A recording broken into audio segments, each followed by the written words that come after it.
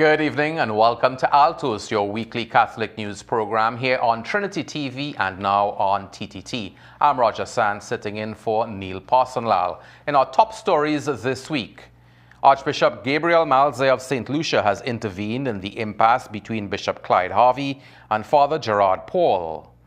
The Ascension Sunday collection this weekend will go towards schools. We'll explain the importance of this activity. A TNT national has been chosen to represent the Caribbean Church at an International Youth Congress later this month.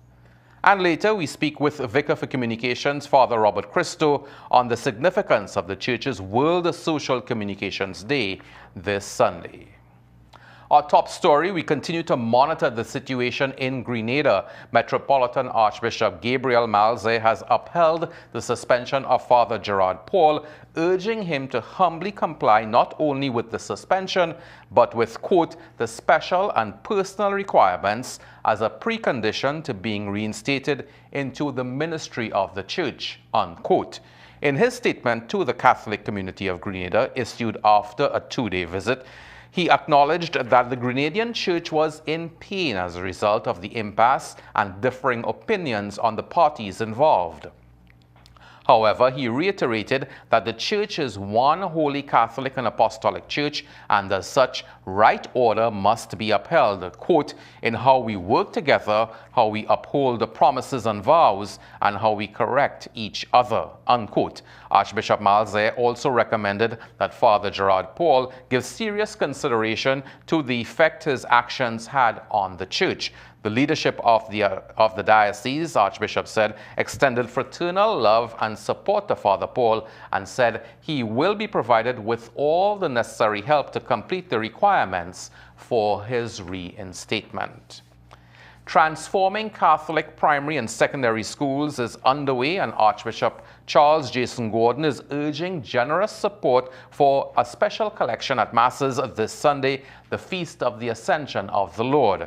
Laura Pickford Gordon spoke to the Chief Executive Officer of the Catholic Education Board of Management, Sharon Mangru, about why schools need support, both financial and otherwise. The Catholic Education Board has embarked on a literacy program, teacher training, and quality assurance program. A new initiative to improve its primary schools involves assessing Standard 2 children to identify gaps in their education needs and develop plans. And these are areas in which we are going to need additional assistance. Because, for example, if we suspect that a child is dyslexic, we need to have the child tested and cost a bit of money. Recently, we priced what it would take just to assess a child who we recognize is having some problems in school. It starts at about $5,000, right? And that is with getting special concessions. There are 118 Catholic primary schools across the country. The state provides major funding for schools, but additional support is required for repairs and continuous maintenance. We need to do continuous maintenance in the schools. The sewer systems, the electrical systems, they tend to have problems nearly all the time because of the age of the schools. The Catholic Board wants parishioners to get involved to support the schools in their communities. But the principals will welcome any assistance that can be provided. Money will be used to buy those services that have to be bought, to pay for the goods that we have to pay for. Services that parishioners can provide is going to reach the spirit and the reaching hearts of our children and our teachers. I am Laura Pickford Gordon for Catholic News, Altos. And we urge you to give generously. Well, if you work in Port of Spain, be sure to attend any of the midday masses during the week at Sacred Heart Church on Richmond Street or Holy Rosary Church on Park Street. The Work and Workers A Blessing for Our City initiative is on for the month of May. Videographer Andre Burton attended last Wednesday's Mass at Sacred Heart, where the celebrant was Father Peter Adwaka. Before the end of the Mass, Father Adwaka blessed workers present at both Masses at the churches, and the Masses were dedicated to church workers, public servants, administrative and clerical staff, engineers, and those who work in the media. Masses from the week of May 13th to 17th will be dedicated to workers in the business community, the service sector, bankers and financial services, social workers, counselors, and the entertainment industry. In some parish news from over in Tobago, the men's ministry hosted a men's mass on Sunday, the 28th of April at the St. Anthony's RC Church in Mason Hall. Approximately 35 men from various districts in the St. Joseph Parish in Tobago were in attendance. The number was complemented by 20 ladies. In keeping with the male-led mass, the men took charge of various aspects of the service. Preaching the homily on Acts 9, verses 26 to 31, Father Leslie Tankai urged the men to follow Barnabas's example, standing up for what is right, even when alone or unpopular. At the end of Mass, attendees were invited to partake in a sumptuous Creole breakfast, which was prepared and served by the men. In some school news, it was a day the children of Lochmaben RC will not forget, as they got a tour of some mighty helicopters from the Delaware National Guard. This was on Tuesday the 7th at the Cedrus Recreation Ground. The tour for schools in Cedrus was arranged by the U.S. Embassy. The children got a close-up view of the different areas of the helicopter and gained valuable insight on military aviation. They also heard personal experiences from Major General Michael Barry and his crew. We're sure it was an exciting experience for the children, and maybe there are some future aviators among them. Well, 23-year-old Shireen Goodridge from St. Paul's Parish in Couva has been selected as the youth delegate to attend the International Youth Ministry Congress in Rome from May 22nd to 26th. Organized by the Dicastery for Laity, Family and Life, the Congress brings together youth leaders from around the world to discuss and shape the future of youth ministry in the Catholic Church. The theme of this year's Congress is Synodal Youth Ministry, New Leadership Styles and Strategies. Goodridge told Catholic News Altos that she was looking forward to the trip. I am extremely honored and excited to represent the AEC Youth at the International Youth Ministry Congress in Rome. This is a unique opportunity to collaborate with peers globally and to contribute initiatives that will inspire other Catholic youth in our community. Goodridge will be joined by Archbishop Kenneth Richards of Kingston, Jamaica, chairman for the AEC's Youth and Vocation Commission as the regional delegates. The Congress is aimed at strengthening youth ministry worldwide. And the news from Rome, new norms for the discernment of apparitions and other supernatural phenomena will be published on May 17th by the Dicastery for the Doctrine of the Faith. This according to the Vatican Press Office. Cardinal Victor Manuel Fernandez, prefect of the Dicastery, spoke about increasing reports of spiritual, psychological, and sexual abuse tied to fall mysticism in a written interview with OSV News in February.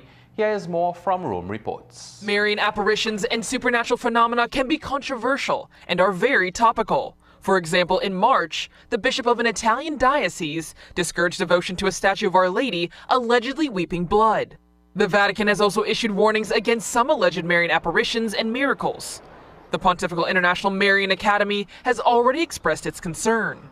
We Mariologists are very concerned about a growing worldwide phenomenon, pseudo-apparitions. Many alleged messages, as we are seeing, are negative. They generate fear and terror, and this is not the image of God that Jesus taught us. The last time the Vatican's doctrinal office issued norms for evaluating alleged apparitions and reports of supernatural events was back in 1978.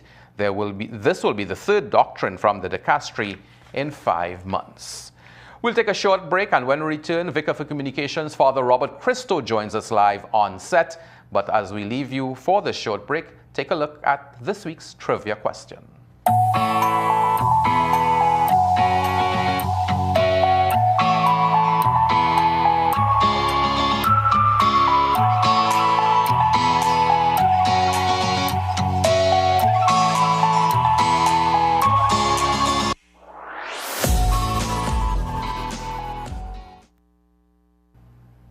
And welcome back to Altos here on Trinity TV and TTT. Well, joining us on set is Father Robert Christo, Vicar for Communications, ahead of World Day of Social Communications, which will be celebrated this Sunday, May 12th. And Father, thank you very much for joining us. And tell us about the significance of this day, World Day of Social Communication. Can I add, I love to be Catholic. After Vatican II, the Church is so proactive. They recognize the avalanche of information going to be coming out in social communication. And Vatican II was in the 70s, 60s. 62.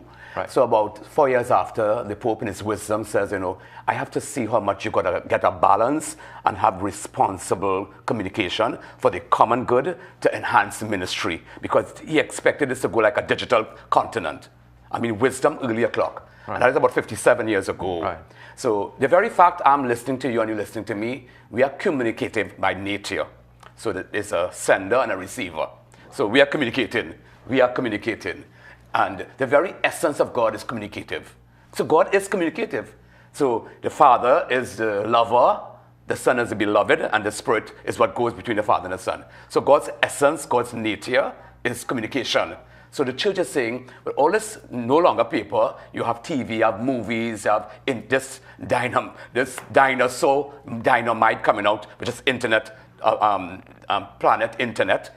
What can we do to enable people, enable ministry? But you have to put some barriers and boundaries on it.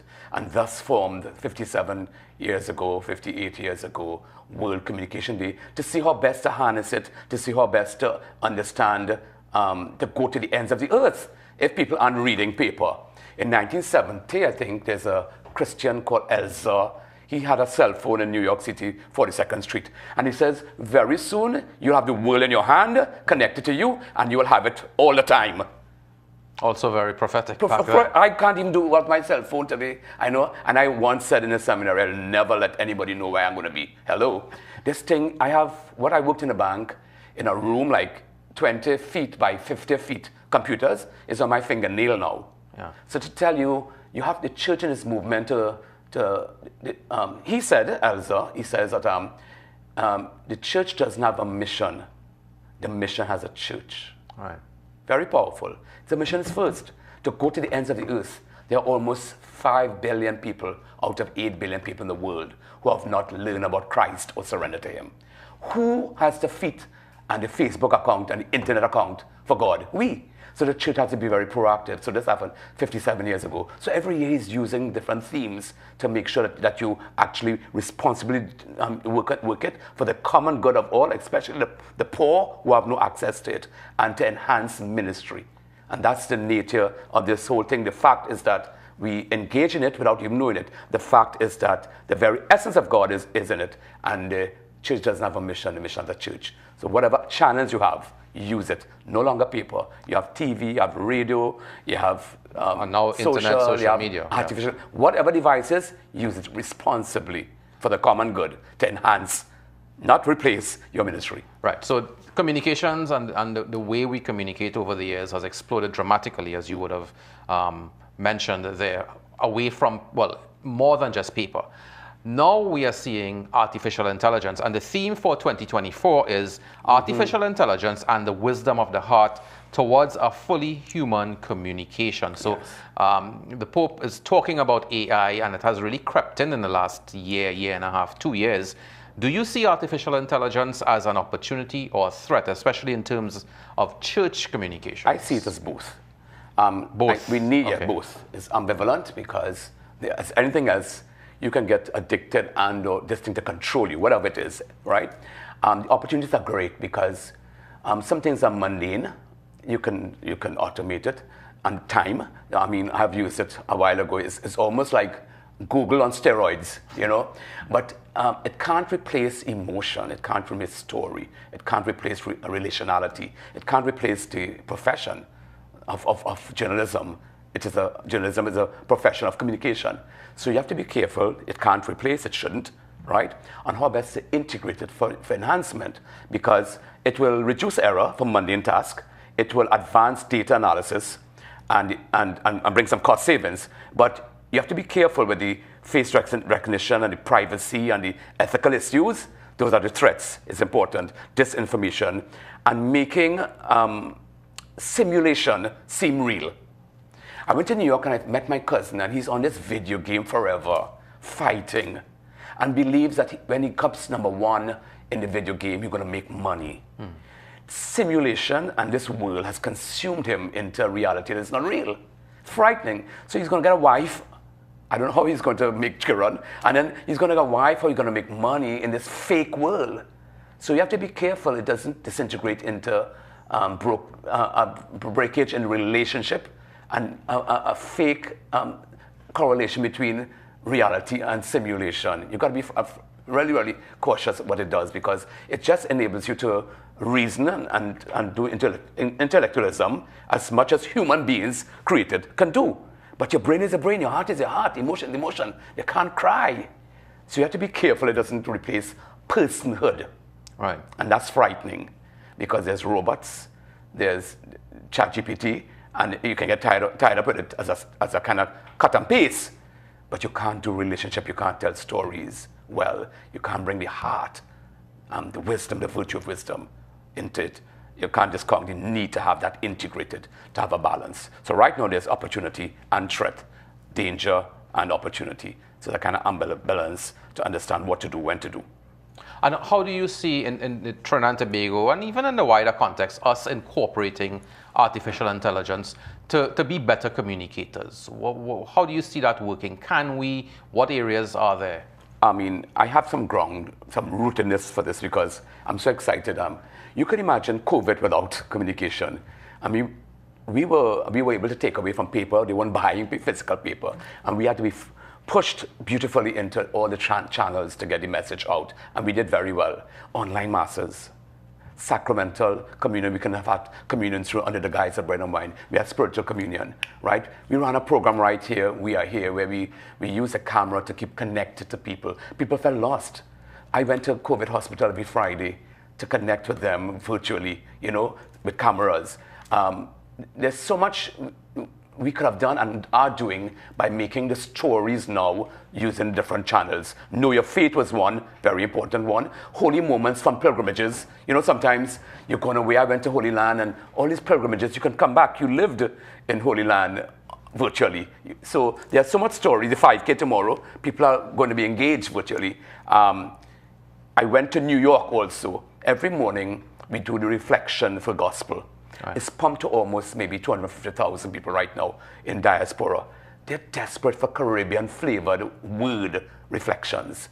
So without this social communication and artificial intelligence integrated into one, you can bring your whole product out there, honoring the limitations, the boundaries, but understanding the human heart and the wisdom to connect all and integrate it all.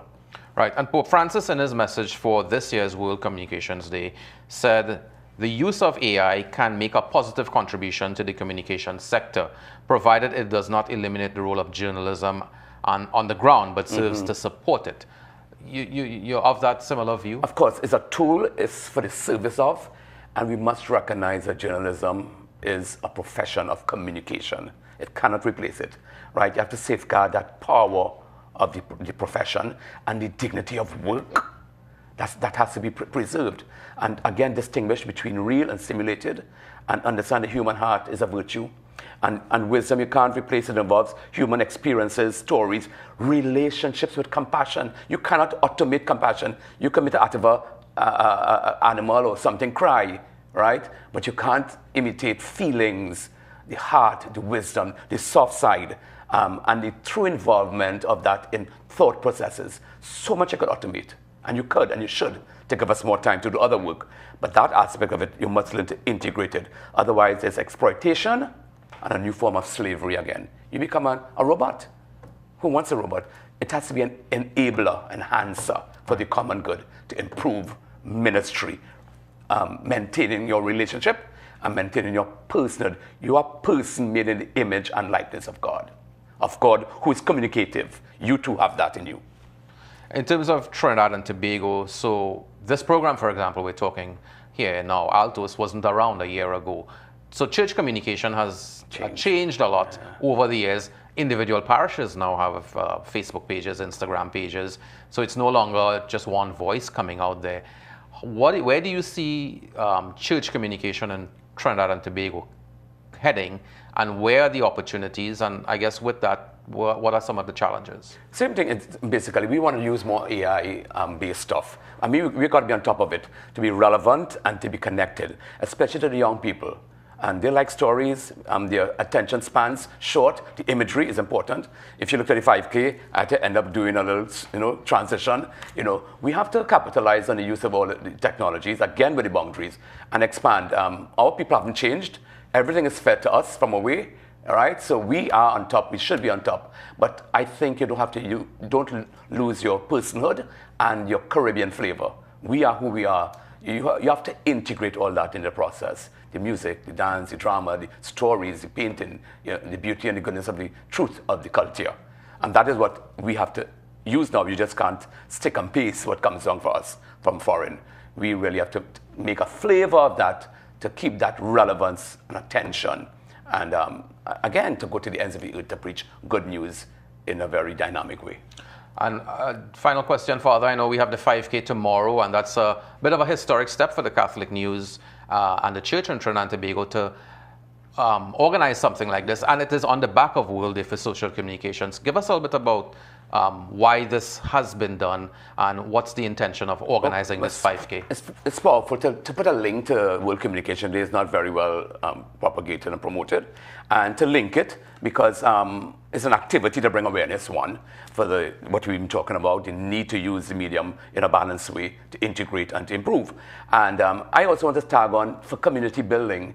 Everybody's so excited from all religions want to come in a common space, like how cricket brings us together. Apparently, church does not. So this would be a new church. When I went to the Savannah for the panorama, I literally built an altar at the top there. People were saying, next time I'm bringing my priest, because we have to take it out from the pews to the pavement. People are going to be coming there and be touched.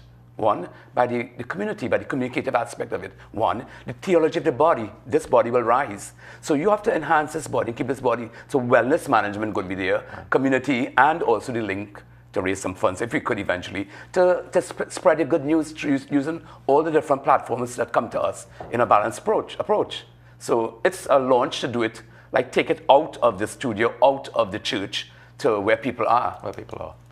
Excellent. Thank you very much, Father Christo, for joining us here on Altos, and we certainly look forward to chatting more with you in the future and continuing to expand the communications in Trinidad and Tobago. We'll take a short break, and when we return, we wrap up Altos for this week. Stay tuned.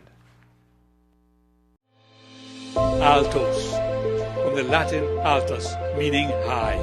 Every Friday night, we feature the top news items hot off the press.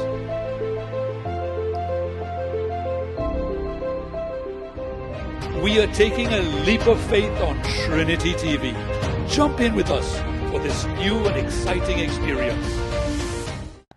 And welcome back to Altos. Well, we are just a few hours away from the very first Catholic News Steps for Hope 5K and 1K run and walk. The race will be staged tomorrow, Saturday, May 11th, starting and ending opposite Archbishop's House on the Queen's Park, Savannah. Archbishop Charles Jason Gordon will be on hand to get the hundreds of runners, joggers, and walkers on their way at 4:30. The 1K for children under 12 starts at 3:30, so we encourage you, even if you are not participating, to come out and join the excitement and show your support as we welcome members of the church from around the country, including Tobago. In some more sporting news, Presentation College of San Fernando retained their National Schools Intercall cricket title last week Friday, defeating fellow Catholic boys' school Fatima College in the final. The final was played at the National Cricket Centre under lights in Balmain, Couva. It was actually a rematch of last year's final. Prayers batting first lost an early wicket, but despite that, they put together a formidable total of 168 for 5 with a top score of 55 from Brendan Boodoo, who was striking the ball to all parts of the ground. In reply, Fatima lost an early wicket. Isaiah Fernandez, he was the man getting out caught. But skipper Joshua Davis ensured Fatima were in the match. He scored 35 in style, a superb straight 6 over the boundary. But after he fell, Fatima lost wickets steadily, and they could only reach 131 for 6 in their 20 overs presentation, winning by 37 runs to ensure the Intercol Trophy stays with them and stays south for another year. Congratulations to both teams. And fellow Southern College School, St. Benedict's College, they, as well as Fatima College, competed in the pen relays in Philadelphia in April this year. Fatima's Tyreek Vincent placed 7th overall in the long jump with a jump of 6.71 meters and became the first Fatima athlete to reach a field event final.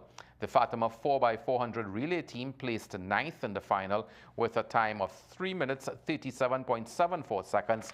And St. Benedict's 4x100 meter international relay team, they were 6th in the finals in a time of 42.34 seconds. Congratulations to the two schools for representing Trinidad and Tobago to their very best. Well, away from sport, we take a look now at some of the clergy celebrating anniversaries.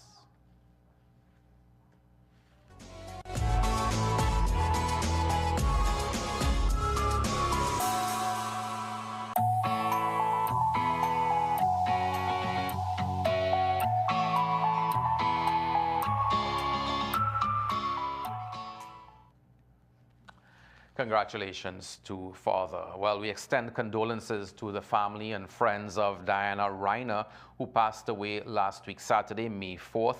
Reiner was involved in the St. Mary's Mukurapo community and gave her time at the Living Water community, always with a smile on her face. She was also part of the National Hospitality Ministry. A funeral mass is carded for Saturday, May 11th. May she rest in peace.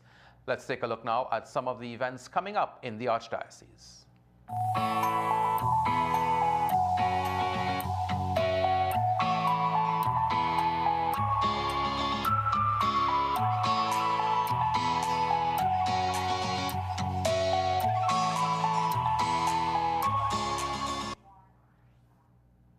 And as we get set to celebrate Mother's Day this Sunday, editor of the Catholic News, Raymond Sims, tells us about what's in this week's paper. In this Sunday's issue, dietitian Cherise Bronte-Tinque gives moms important dietary self-care tips. And read a summary of the Pope's World Social Communications Day message. I am Raymond Sims, editor of the Catholic News. Make sure and pick up your copy at your parish this weekend. Well, that brings us to the end of this episode of Altos on Trinity and TTT. A reminder, you can send us any correspondence you have. The email is altos@catholictt.org. We end with the mothers of the commissions and departments of the Archdiocese in the Belmont Pastoral Campus being serenaded by the young men of the staff there. We thank you for viewing. Do enjoy the rest of your week. I know everyone.